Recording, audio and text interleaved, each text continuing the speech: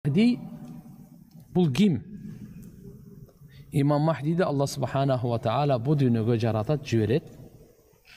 Ол Имам Махди радиаллаху анху Ризван, алейхи Ризван, бұл қиямат күндің чоң белгілерінің ең біріншісі болып есептеледі. Бұның аты Мухаммад. Атасының аты Абдулла, пайғамбар саллаллаху алейхи ва салламға ұқсас. Пайғамбарымыздың ұрпағы Фатима разиаллаху анха енеміз бар ғой. Ошоның Хасан разиаллаху анху уулу бар. Ошоның балдарынан болады. Хусейнден емес. Радиаллаху анху. Хусейнден емес. Шиялар Хусейнден дейді, это неправильно. Хасан радиаллаху анхудан келеді. Фатима енеміздің балдары Хасан, Хасандан ушул қияматқа жақын Имам Махди деген келеді.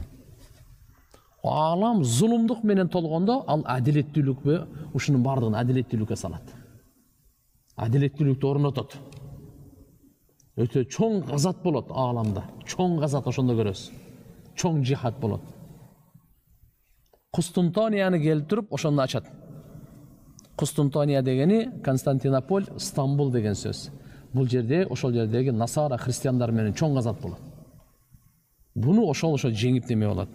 Бул Фатима радиаллаху анха энебиздин балдарынан пайгамбар саллаллаху алейхи ва салламга окшош болот.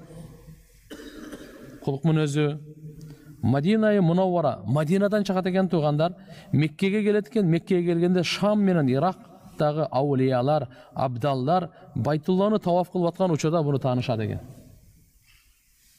Шам менен Ирактан мен деген ошондо аулия кутуп абдалдар келгенде, ошону ошо ким алар тууган мындай да зергерди зергер баалайт, алымды алым баалайт да. Bunday auliyalарды аулия тааныбаса сиз биз кантип тааныйбыз аларды? Ар ким эле чыгып эле мен Махдиймен, Имам Махдиймен деп чыгып берсе кандай болот аны? Азыркы Кудай сактасын, пайгамбармын деп чыгып атышат. Кудаймын деп чыгып атат. Алиязу билля.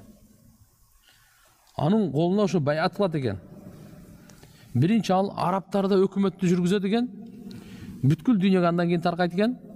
Адилеттүүлүктү тургузат. Пайгамбар саллаллаху алейхи ва салламдын шариятына ылайыктуу. Анын заманында Даджал чыгат.